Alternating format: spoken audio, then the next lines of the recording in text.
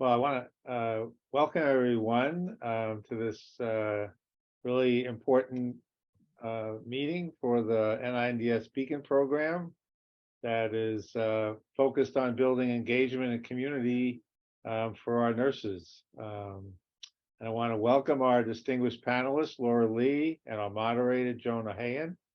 And I'm Walter Koroshet, the Institute Director, and great to be here to welcome you to our career forum for the nursing community and everyone involved with clinical care. As you all know, we have fantastic nurses here at NINDS who support our clinical research program. I wouldn't say support, they actually perform our clinical research programs and care for patients. They're dedicated, smart, caring, and provide an incredible array of services. And we'd like to do our best to support their career development, and that led us to the Beacon program, an acronym that stands for Building Engagement and Community for Nurses. And as you can imagine, we have some people here who are really good at developing acronyms. So we have other initiatives besides the Beacon, including aimed at providing career development, coaching, mentoring, training, onboarding programs, and stay, and sometimes, unfortunately, even exit interviews. But I want to thank you for joining us today. I think it's going to be a really fruitful presentation and discussion. And the question that I have is, was Dr. Nath able to join yet? He's our clinical director, and with Maureen and Joan, one of the founders of the Beacon program. He may have been tied up, so I think I'm going to go ahead then, if that's okay, Joan? Yes, Okay, please. great. If you want to introduce Laura, that'd be great. Okay. Yes, at this point, I'd like to introduce our keynote here is Laura Lee. She's MedStar Health Senior Director for High Reliability and Patient Safety. And in this role, Laura is integral to developing and operationalizing MedStar Health's high reliability and patient safety strategic initiatives. She's worked to bring the principles of high reliability to life through practical applications at the front line of care delivery and healthcare operations. And she's a leader in fostering psychological safety and just culture and designing proactive safety systems that anticipate and prevent hazards and unsafe conditions, which of course is always our goal. Prior to joining the MedStar team, Laura was the Director of Office of Patient Safety and Clinical Quality here at the National Institutes of Health Clinical Center. She holds a Master's of Science in Patient Safety Leadership from the College of Medicine at U of I Chicago, a Bachelor of Science in Nursing from Catholic University, and a Bachelor of Arts in Business Administration from Gettysburg College. For the next 30 minutes or so, Laura's going to talk to us about fostering psychological safety and a just safety culture, and it'll include a review of the Radonda Vaught prosecution conviction, overview of the importance of creating a psychological safe environment, a just culture, and description of the critical elements of a system-based event review and the importance of asking the serial whys. So we invite you to make any comments along the way in the chat, and we also have a question and answer box open for you to input any questions you have for our guests. At the conclusion of the interview, Joan O'Hayan, our moderator, will invite Laura to address as many of your questions as time permits. So I want to thank everyone who helped to put this together, Caitlin, Joan, Maureen, and let me hand it off to you, Laura. Thanks so much. Great. Thank you so much for that kind introduction. And most of all, hello to everybody online on the webinar. It's so wonderful to see so many familiar names. So I'm thrilled to be here, and I'm really excited to share with you some of the work that we've been doing and some of the issues that really face us as patient safety professionals here. So hopefully everybody can see my screen. I'll just put it into presentation mode here. Okay, just a few words about MedStar Health. We're an integrated distributive delivery network. We have 10 hospitals here in the Baltimore, Washington, D.C. area, 7 hospitals in Maryland, 3 in D.C.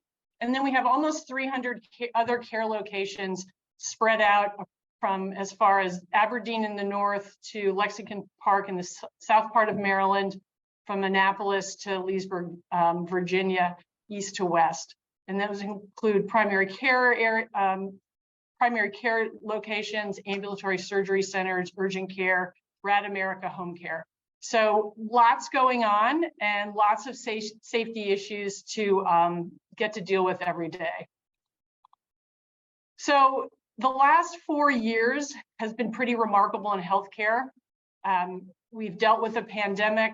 We've had huge impact on healthcare associated infections.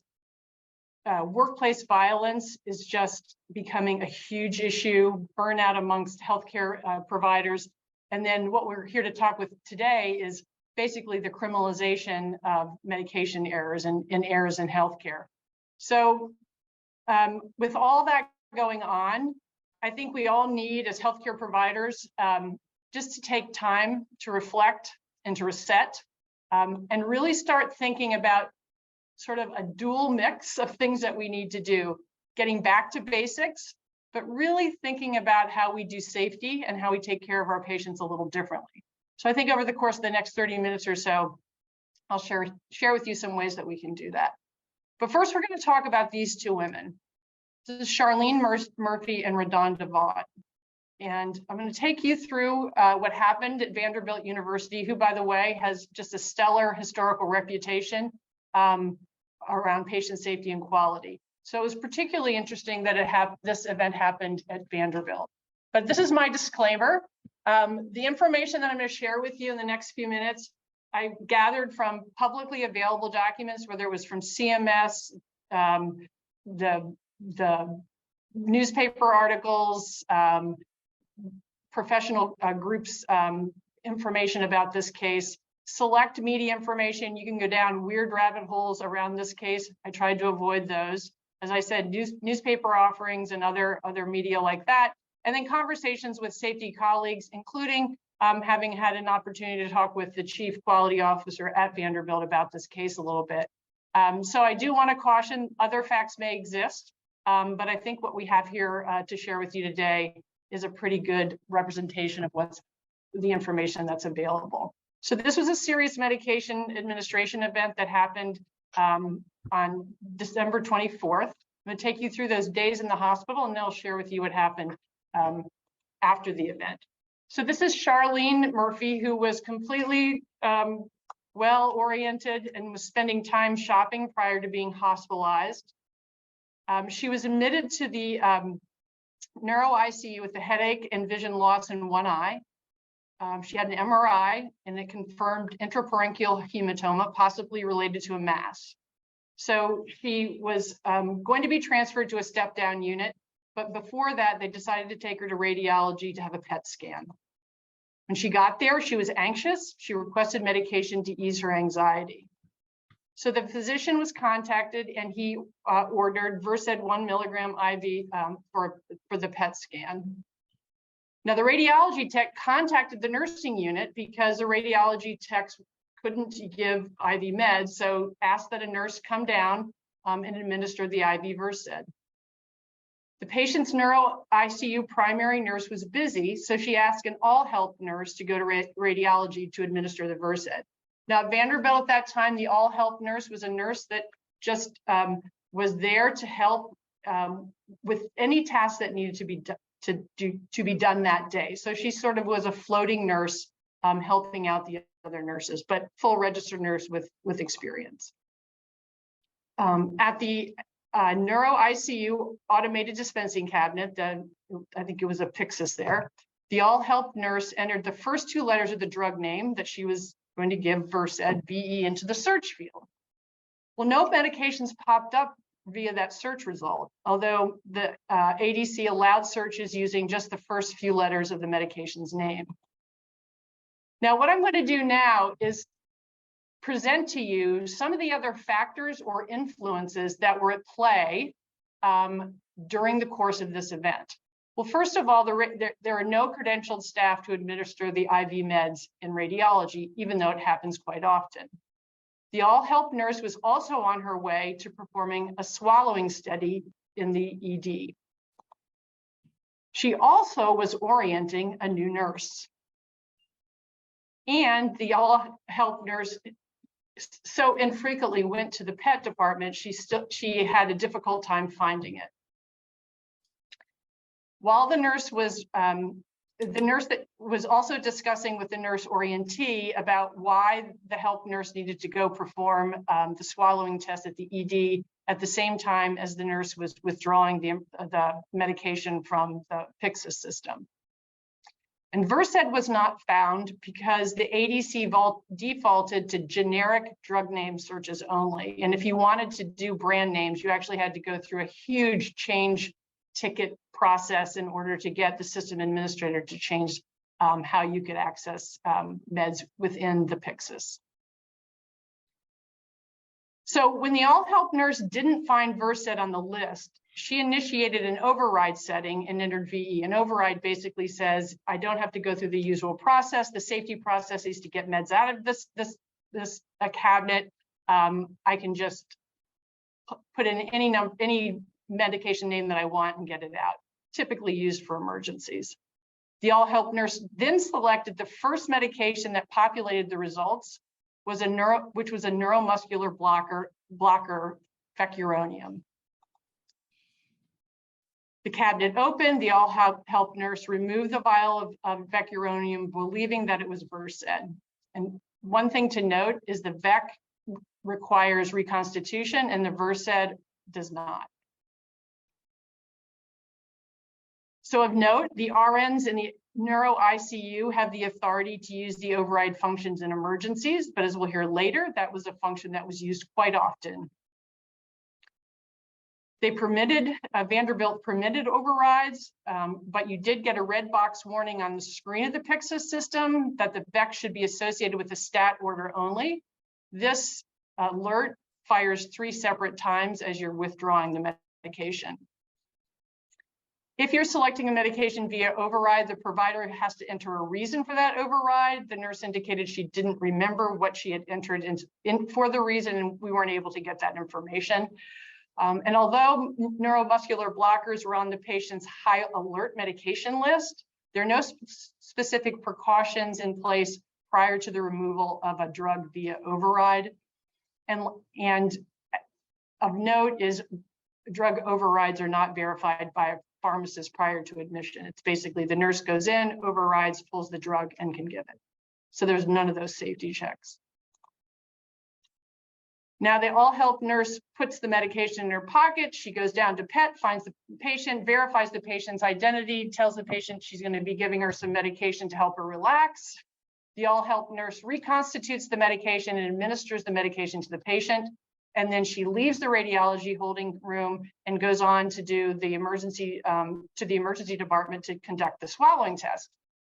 Now, the nurse indicated she either didn't recognize or she didn't remember that Versed was available only in liquid injectable form and never required reconstitution.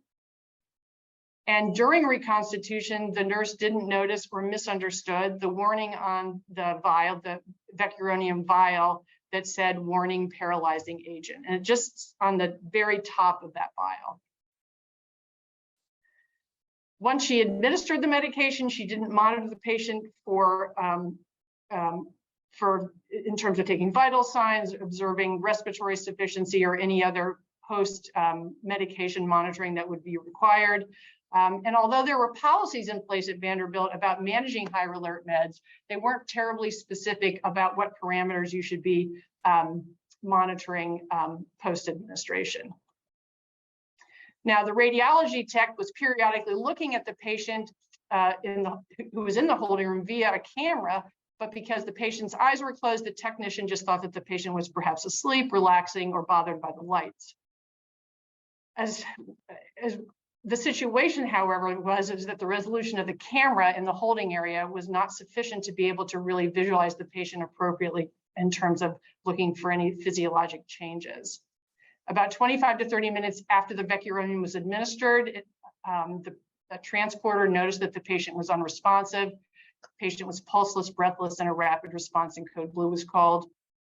At that time, a vial of the VEC was noted in the PET department. A few hours after the patient coded, they began to display signs consistent with anoxic brain injury. And by the next day, the patient's neurologic sequelae had worsened. And of note is that the all help nurse did recognize and reported her error to the nursing director.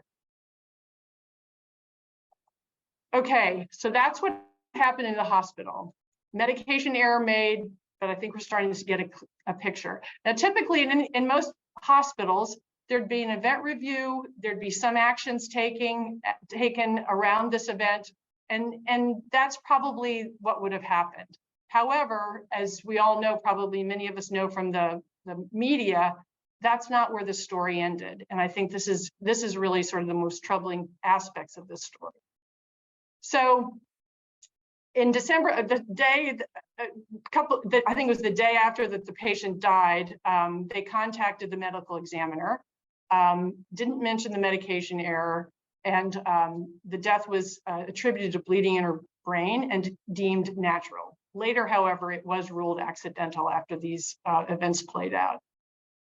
In January of 2018, so the next month, the error, even after the review, the organization did not report the error to state officials or to the Joint Commission, which would have been appropriate.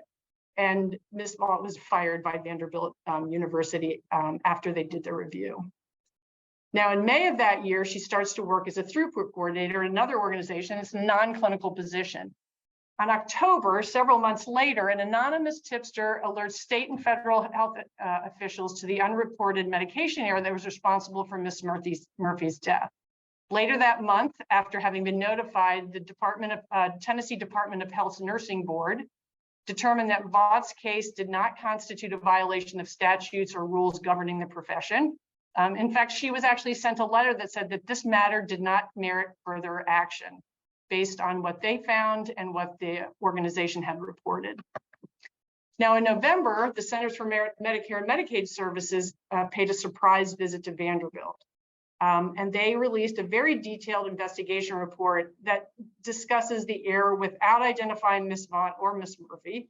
And CMS threatened to suspend Vanderbilt's Medicare payments unless and when Vanderbilt responded to a plan of correction, which they did. Now, fast forward to February of the next year, Radonda Vaught was publicly identified for the first time when she was arrested for criminal indictment, and she was charged with reckless homicide and impaired adult abuse. The next day, the Vanderbilt executives found themselves in front of the Tennessee Board of Licensing of Healthcare Facilities. Their CEO admitted that the death wasn't reported to state regulators and said that the hospital's response was too limited. However, the board took no action against Vanderbilt. Now, on February 20th, 2019, Ms. Vaught pled guilty to all the charges that were brought up against her. In March of that year, according to court records, prosecutors revealed the details of the Vaught case. They indicated that during this single event, there were 10 separate lapses that occurred that contributed to Ms. Murphy's death, including overlooking multiple alerts. And the court documents did in fact say that Radonda admitted her error to the investigators. Now, in September, after ruling there was no merit to this case the year before, the Tennessee Board of Nursing charged Vaught with unprofessional conduct, abandoning or neglecting a patient that required care, and failing to maintain an accurate patient record. The agency refuses to explain why it reversed this decision. Now, Vaught's attorney at this time asked to delay this disciplinary proceeding until after her trial. However, the health department opposed this delay, insisting that Vaughn was, quote, an urgent threat to the public, saying desire to delay the hearing is outweighed by the seriousness of the allegations. And Ms. Vaught was working again in a non-clinical position. Then coronavirus happened. And the case didn't pick up again until July of 2021, when she had her nursing board disciplinary hearing. And during the testimony, Radonda indicated that was completely my fault, that she hadn't double-checked the medication that she administered to the patient. Vaught and her attorneys indicated that the mistake was made possible because of existing override procedures at Vanderbilt. And Ms. Vaught was actually quoted as saying in the disciplinary proceedings that overriding was something we did as a part of our practice every day. You couldn't get a bag of fluids for a patient without using the override function. The next day, the Board of Nursing revoked Radonda's nursing license. The board members appeared sympathetic to her case and noted during the hearing that it was very clear that there were, quote, many mistakes and failures involved in the case, but the scope of their proceeding was limited to Ms. Vaughn's actions, and that's what they determined. May 21st starts her criminal trial. It ends on the 25th with the jury finding her guilty of criminally negligent homicide and abuse of impaired adult. A couple months go by. May was the sentencing hearing, and she could have gotten up to 6 years in jail. And because I believe a very enlightened judge, she got 3 years of probation. The sentencing hearing is fascinating. I encourage you to try to find that and take a look at it. It's really fascinating.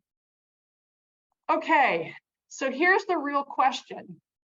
An all-help nurse came to work that day to provide care to her patients and to keep them safe. A serious error occurred. Why? So you could easily get to she made a mistake, bad nurse, but I think it's really difficult after we saw all of those influences that were there. So in order to really understand what happens when we have these serious safety events occur, is you have to use a system-based approach. You can't look at the person only, you have to look at the environment in which that person works and lives.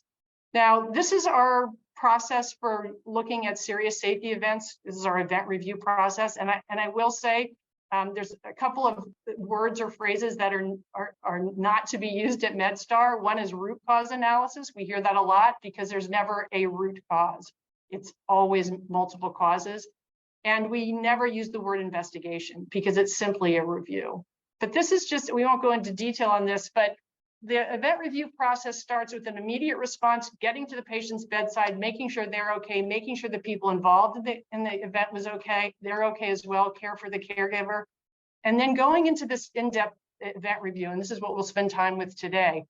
We want to make sure that we interview people. And I don't even like to use interview. I like to use the word discussion. And we teach the folks that do this at MedStar to use humble inquiry, really trying to understand what the person's story was around the event.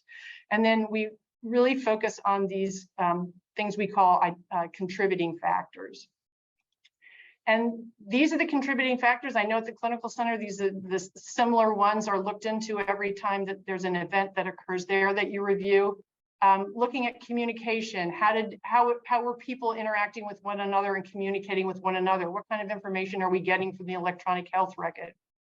Human factors and other influences. Human factors are what happens when we're interacting with one another simply because we're humans.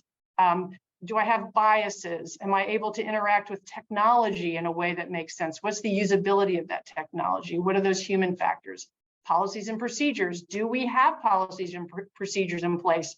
Are they correct? Do people use them? Do they make sense? There's this concept called work as imagined versus work as done. You could design this wonderful policy by a group of really smart people, but if it's absolutely impossible to implement at the bedside, you increase the risk of adverse events happening by a millionfold. So think about work as imagined versus work as done, because it's in that gap where we have risk. Human resources, training, and competencies. Do we have the right people doing the right work? Do we as leaders provide them with adequate resources to be competent? And do we know they're competent? Leadership and culture issues. This is always the one that's sometimes the most difficult to talk about. We have this thing called drift and normalization of deviance, where you start cutting corners. And that's a cultural issue. Leadership has to be involved and committed to making sure that we do safety right and we do safety differently. And finally, the physical environment and equipment. Is it working? Do we do preventive maintenance? Is our environment designed in a way for safety? So our event reviews, we spend an enormous amount of time going through each of these contributing factors. So when you think about the Radonda Vaught case and the Charlene Murphy case, these are all those boxes that popped up. These are all contributing factors. So to think about one person being considered criminally negligent for this event, once you see all these red boxes, it really, I think, causes you to pause and really must cause an organization to start thinking about these types of events and event reviews from a system standpoint. So part and parcel of that is this concept of psychological safety and just culture. Because before Ms. Vaught was fired, somebody made a decision that this event was her fault and her fault alone. And even though Vanderbilt did have some systems issues that they addressed, they even admitted to the state board that they probably should have done more. So let's talk about psychological safety and just culture. So Amy Edmondson is the primary thought leader around psychological safety. She started her career with David Bates with the Harvard group. David Bates is a medication safety expert, and at the time, Amy, and she still is, social scientists looking at a sort of health systems. And David was looking at the reporting of medication errors across, I think it was Brigham and Women's at the time. So Amy was part of his team. He wanted to understand team functioning. And Amy's hypothesis was that if you had a dysfunctional team, you would have more errors reported. And what she found was the teams that were most highly functioning were the ones that had the highest number of errors reported. And the simple reason was people felt safe talking about errors. They weren't punished for talking about errors or being involved in errors, but rather they were celebrated. And there was an incredibly highly functioning communication among team members. So Amy defines psychological safety as the shared belief among team members that the team is safe for interpersonal risk-taking. And there's really two key pieces of this psychological safety concept that are really important. So first, you have to have a safe environment where people will speak up about untoward things or unsafe conditions that they see, or when they're worried about culture and leadership. So speaking up. But equally important is giving our associates and our colleagues a safe space to innovate. So when I talked about wanting to make sure that we are including people in the design of systems that hold deference to expertise and high reliability language, and making sure that we shrink that gap between work as imagined and as work is done, we want to get those frontline staff at the table with us, but it needs to be a safe place. So just imagine if you're doing an event review and you are bringing some frontline care providers, whether it's a nurse, EVS employee, dietary employee, around the table. It can be really intimidating for people that don't sit at those big long tables every day. And especially across the table with someone that has 15 letters behind their names or 10 windows in their office. That's really, really, really scary for people. So when you think about psychological safety, it's not just about being nice to people. It's creating space to give people agency to be able to speak up and also innovate. And I think that NINDS has done a terrific job in really addressing a lot of this like positive in terms of psychological safety, positive work environment. I think we'll talk a little about that in a few minutes. So psychological safety, huge. Amy has a book called Fearless Organization. Go out tomorrow and read it from cover to cover. It's really a terrific book. Okay, Lucian Leap, one of the granddaddies of patient safety, said this at actually a congressional hearing almost 20 years ago, probably 20 years ago, when the Institute of Medicine released To Err is Human. The single greatest impediment to error prevention in the medical industry is that we punish people for making mistakes. Now, in order to move away from this punitive approach, we have to have a just culture. And in order to have a just culture, you have to have a psychologically safe work environment. One can't happen without the other. Now, the Agency for Healthcare Research and Quality defines a safety culture as an organization's values and behaviors modeled by its leaders and internalized by its members that serve to make patient safety an overriding priority. Now, a lot of words on this, but I really want to focus on this, and I especially want our leaders to listen to this. So in order to have a just culture, these are really key elements. First, you have to acknowledge that you live in a high-risk environment. And when you look at clinical research being conducted at a place like the clinical center or extramural sites, you talk about two high-risk environments. You've got just the risk of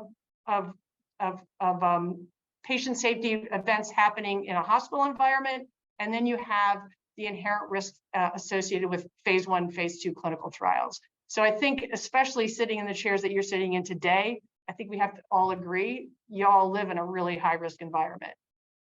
Then we have to have this psychologically safe environment where people feel okay and encouraged and want to talk about safety events. There has to be a shared expectation that first, leaders are going to foster this psychologically safe environment where they're constantly looking for hazards and unsafe conditions and doing something about them.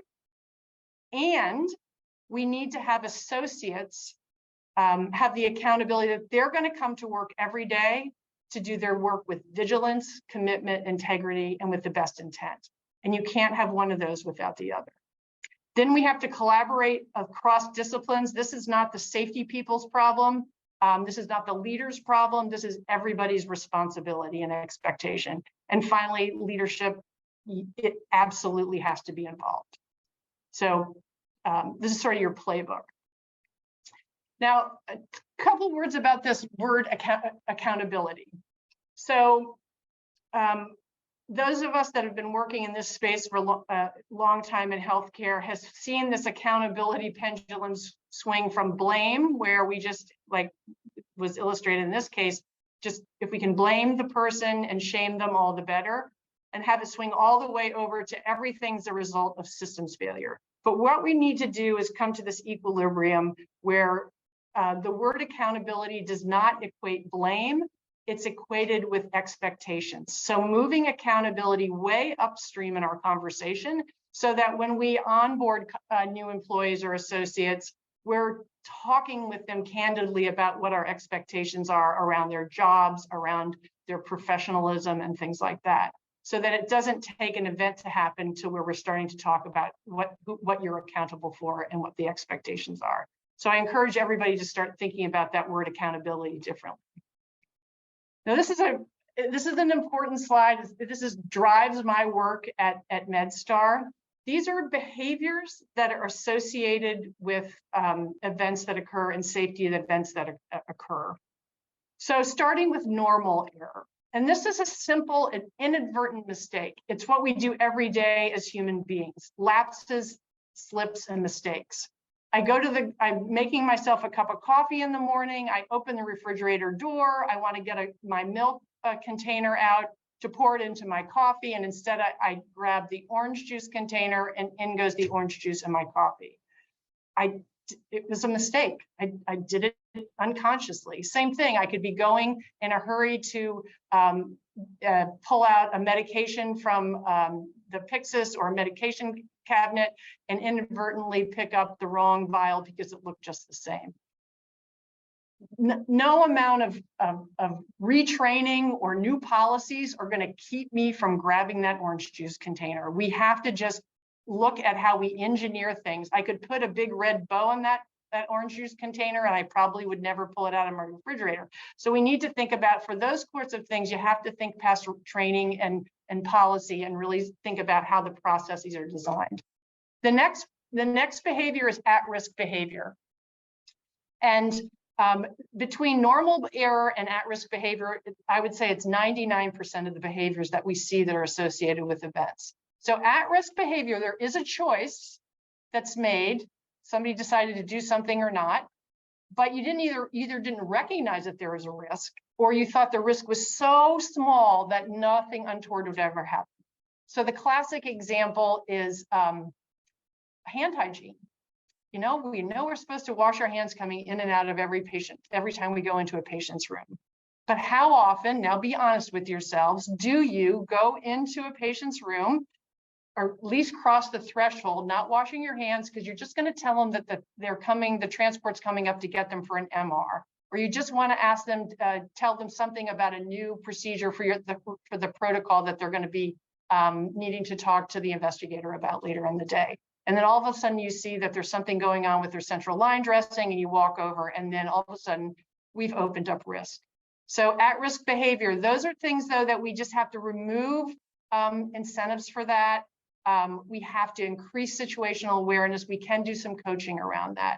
Now, the last behavior is reckless and egregious.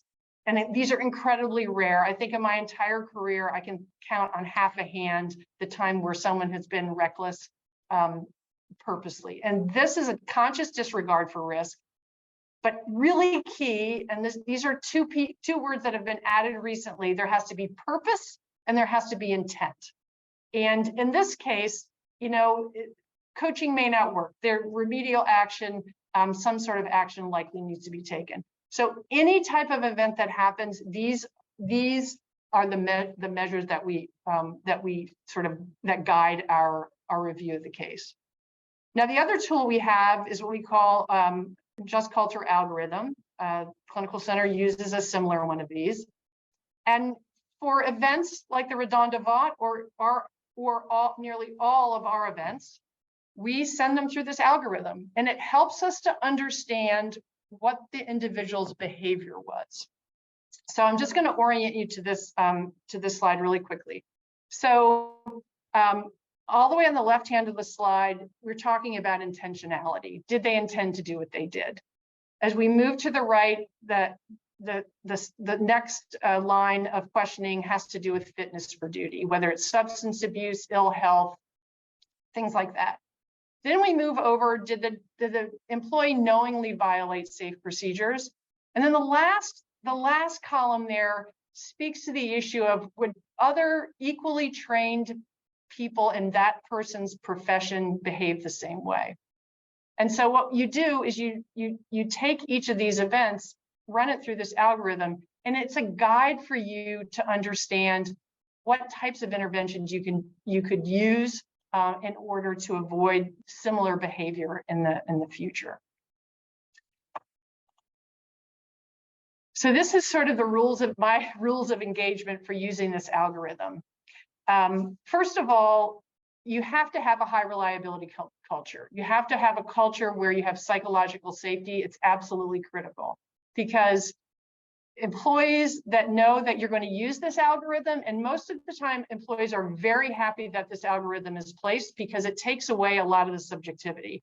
They have to know that you're going to use it appropriately. Second of all, you have to go in with the mindset that every individual comes to work every day to do the right thing. So assume good intent.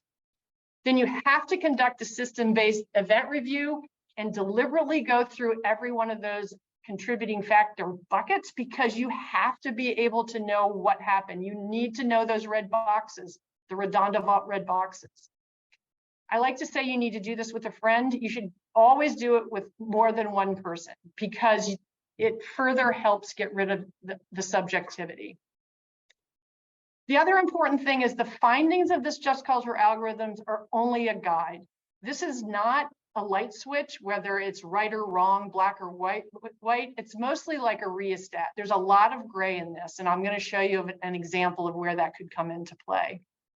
And then finally, at MedStar Health, anytime that someone is going to have a negative HR action, that could be perceived as by the associate as punitive.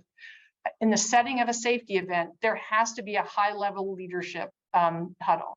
And that includes at the system level, the quality and safety officer at the system level, the head HR of the system gets together and talks about whether it's really a person issue or whether we need to really consider the systems issues. And we just set this poor person up to do to make this error the day that they came to work. So let's do a couple of these. Let's send a couple of these events to the Just Culture algorithm. So these are scenarios that are based on either case studies or similar events that have happened in other organizations. A nurse oversedates a patient so she can study for an upcoming school exam. The patient received an inappropriate dose of sedation, suffers a respiratory arrest, and ends up in the ICU requiring additional hospitalization. So I wish we could do this as a participation exercise, but I'm just going to take you through the algorithm. And if you have questions or concerns about how I'm going through the algorithm, please pop those in the Q&A or the chat. So first of all, did the employee act intentionally? Well, yes, she did make the decision to slightly oversedate the patient. The next question is, were the consequences as intended? Well, in this case, she did not mean that the patient should end up in the ICU. So we're going to go no. There were no fitness for duties issues on this case. The next question we ask is, did the employee knowingly violate safe procedures? And I think we can safely say yes. The next question is, were the procedures easy to understand and follow? I would say yes as well. Did the individual consciously disregard a risk they understood to be substantial and justifiable? I think most people would say yes, which would get us to reckless behavior, which is really, pretty extreme. Now, there may be contributing factors that could have caused her need to sedate that patient. However, I think this one is reasonably straightforward. So you would want to maybe consider remedial actions, but always, always assess for system failure, because there's never, ever does this happen without system issues going on as well. Okay, here's another one. A Joint Commission surveyor discovered several instances of disinfectant application devices without labels or expiration dates. The Environmental Services Associate responsible for the area recently finished his preceptorship. And the preceptor was a long-time employee who covered the same units for many, many years and was soon to retire. When he was interviewed, he said, I don't use labels because I know it's in my bottles and I know when I put it in there. And by the way, no policies or SOPs were provided to the new associate during orientation or preceptorship. All right, let's see where this falls out in terms of employee behavior. Did the employee act intentionally? Well, he didn't know that he was doing anything wrong. There were no fitness of duty issues. Did the employee knowingly violate safe procedures? Again, no, he didn't even know about this labeling requirement. Would another individual from the same professional group with comparable qualifications and experience behave the same way? Well, you could say yes, probably, in which case you get to system failure. This poor employee didn't have a chance of doing the job right because he was never told how to do the job right. Now, you could also go this way and say, no, I don't think another individual would ever behave that way. But when you get to this question, were there deficiencies in process training, experience, and supervision? Yeah. So you still get to the same answer. And in this case, it's a systems failure issue, and then you can do some coaching with the individual just to make sure that they know what the requirements are once you actually tell them. Okay, now this one gets a little more interesting. So this is a nurse who administered a 5-fold dose of chemotherapy. And the two reasons that sort of fell out at first blush were she didn't use barcode scanning and she didn't follow the independent double check procedure. Now you could easily say, bad nurse, didn't follow those rules, you're to blame, but we don't do that. We ask serial whys. We ask why something happened. And as you do that, these are some of the other contributing factors that came out in the conversations. First of all, the Wi-Fi is not reliable. Half the time I can't get my barcode scanner to work. Second of all, they're often misplaced, or the night nurses don't put them in the docking station, the charging station. So when I get here and try to pass my meds in the morning, they're without a charge. The senior nurses and the preceptors didn't routinely use scanners. They just didn't feel like they were needed. And there wasn't a lot of training or competency assessment around the barcode scanner. And what about those independent double checks? Well, that patient had 4 other high acuity patients and a patient coming back from an extensive IR procedure. The patient happened to be on isolation, which we know what that means. You have to don and doff every time you go in that room. And because of the high acuity, she could not find a nurse who could take the time to don up, go in the room, do the double check, come out and doff. So all of a sudden that paints a little different picture to this error, doesn't it? So let's use this algorithm. Did the employee act intentionally? Yes. Let's think about barcoding. Yes, she didn't use the barcode scanner. Were the consequences as intended? No. No fitness of duty issue. Okay, remember where I said it's a rheostat, not a light switch? Now we get into the gray. We're going to try 2 different options. Did the employee knowingly violate safe procedures? Let's say yes, because she knew that she should use that barcode scanner or even the independent double check. Were the procedures easy to follow and to understand and follow? So many people would say yes. And then the question is, did the individual consciously disregard a risk that they understood could be substantial or justifiable? You could potentially get to reckless behavior, but I just don't think you can, given all the contributing factors that were at play with this nurse. So let's back up. Were the procedures or processes easy to follow and understand? Well, no, because it was really hard given all of those contributing factors. Would another individual from the same professional group with comparable qualifications and experience behave the same way?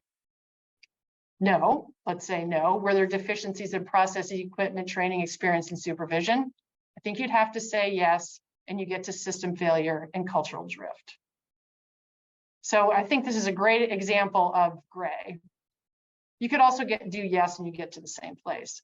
So let's take this case. Let's take the case of Miss Murphy and Miss Vaught, and let's run it through the algorithm. I think you'll see something interestingly similar. Did the employee act intentionally? Let's say yes. There was no intent to harm this patient, and there was no evidence of any sort of fitness for duty. Did the employee knowingly violate safe procedures? Yes. Were the procedures easy to follow and to understand? You could say yes. And did the individual consciously disregard the risk that they understood? And you could get to reckless. But like the previous event, look at all those contributing factors. And I think that we end up in a very similar place. So I'm going to leave you with this quote from Sid Decker, really amazing author and scientist around safety science, and really is one of the thought leaders around just culture. The question that drives safety work in a just culture is not who is responsible for failure. Rather, it asks what is responsible for things going on. So thank you all so much. I am going to stop sharing, and I think hopefully I've left time for a couple of questions. I know I went a little bit over. My apologies.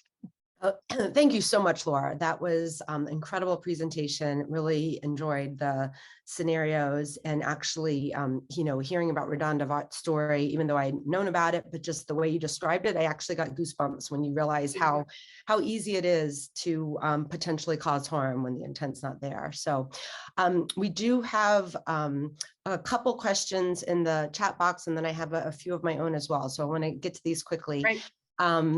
So Gina had asked, I don't know if you saw it in our chat, thank you for addressing this, huge impact on just culture based on the Radonda's reckless homicide, and basically saying a lot of organizations do not take the time to learn about the relationship and this mental model. Where do you see where we are now as the needle moving?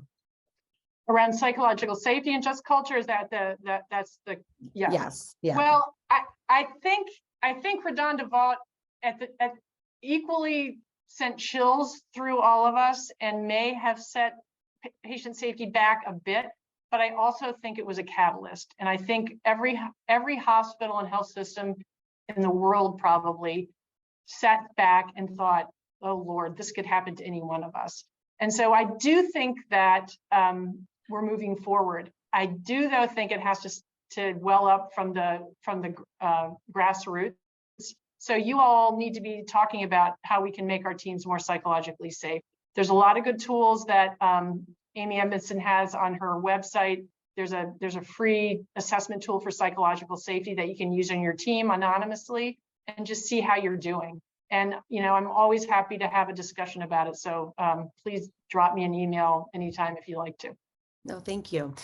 So a couple of things that you touched on during the presentation. One, you referenced the NINDS strategic plan fostering a positive workforce culture, and this really fits under, under that umbrella. So I appreciate that.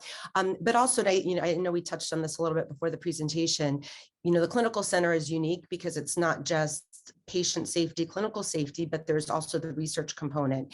And sometimes there can be errors in research that maybe don't even result in putting patients at harm, but can affect integrity of research and protocols. And so I'm just wondering your thoughts on how we can kind of foster this just cultural environment, clearly with patient safety, but in the research space as well. Yeah, it's a great question. So before I left NIH, there had been a case where there was some late reporting of some patient deaths. And, you know, we spent a lot of time looking at that case, trying to understand what happened, because you could easily have gotten to, oh, the research nurse forgot, didn't tell the investigator in a timely fashion about these findings. And when we took a deep dive and looked at each of those contributing factor buckets, there were so many reasons why it happened. There was sort of a lack of consensus about some of the definitions about what needed to be reported. There was confusion about the many reporting deadlines at the time that were in place, either through the IRB or through the FDA. There was a diffusion of responsibility because the nurse was typically responsible for reporting this stuff and taking care of it went out on maternity leave, and the handoff had been a little, it was a tough handoff. So there was just so many contributing factors where they were first laying blame on this poor, you could easily lay blame on one person, but when you really step back and took a really clear look and did an objective event review, it became clear that there were so many systems and process issues just around the issue of reporting adverse events in clinical research, that I hope that the team really took a step back and said, okay, let's just relook at our process, because we've got that work is imagined versus work is done. So right. These concepts are just so applicable to clinical research. There should really be no distinction.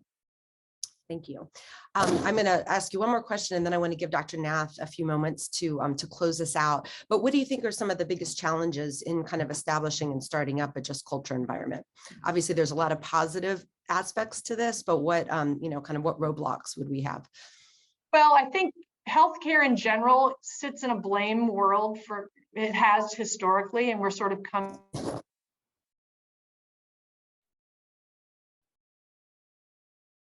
We're faced with staffing issues and workplace violence and burnout. So we're in a tough environment. I do think that psychological safety and just culture has to come from a leadership commitment, and they have to take time to understand how their leaders, the higher level leaders have to understand how their leaders are managing their teams. So I really encourage you to go reach out and get this tool. I'll send it to you, Joan, and you can distribute it if you want to, just to take a pulse about psychological safety, making sure that you give space to people to be able to speak up. But it needs to come from the leaders, and I'll just leave it at that, because leaders need to be making sure that they're listening to their folks, they're creating a space where people can speak up and innovate. Thank you. And I noticed we had a lot of leaders on attending today, so that's great. One last comment in webinar chat was about the verbiage that you use instead of root cause analysis. I actually think I took notes. And what was the phrase that you? Just event, we call it event review. Event, and you don't use investigation as well, correct? It's discussion or? Investigation is like not a word in our in our vocabulary.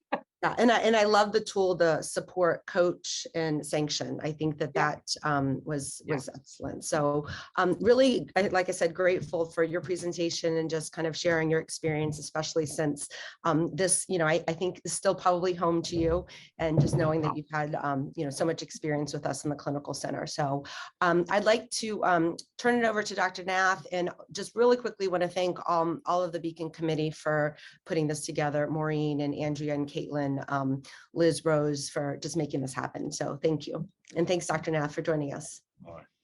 Thanks, Laura. Really enjoyed your presentation. It's so good to see you. My apologies for being late. I didn't get the opportunity to introduce you, but I understand Walter stepped in and they probably did a better job than I could have done. But it's also clear that, you served as the chief of our Office of Safety here, and in your current role, now that nobody understands patient safety better than you do. I certainly learned a lot, benefited tremendously while you was here, when you were here, and understanding these issues of systemic failure, which doesn't come intuitively. You have to really think through the process. Our innate thing is to, just crack the whip. Yeah, exactly. And so, I often wondered that, wherever, in order to decrease human error, wherever you can bring in machines, robots, or, electronic technology that might solve our problem. But you also brought up the point that actually can create new problems too, right? Yeah. We have a what whole are your thoughts with regards to So we have a whole center at MedStar called, it's our Human Factors Center, and we have just a cadre of human factors engineers that their job is to look at how we as humans interact with technology and our physical environment. Because usability, especially in technology, is a huge patient safety issue. A great example, homegrown. Those of you that go to Bethesda Bagels in downtown Bethesda for years, I don't know if it's still there. The door, no, I know they are there, but the door has a handle that you automatically want to pull because it has a handle, and it's push.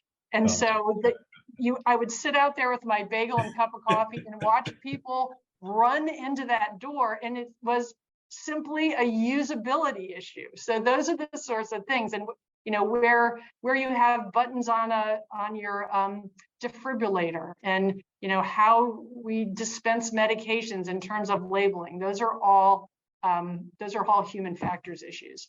Yeah, huge. And never expect your patients to be able to use a device. Don't expect our providers to be able to use the device. I mean, the iPhone, I think, is the only device that you can use out of the box and have it work.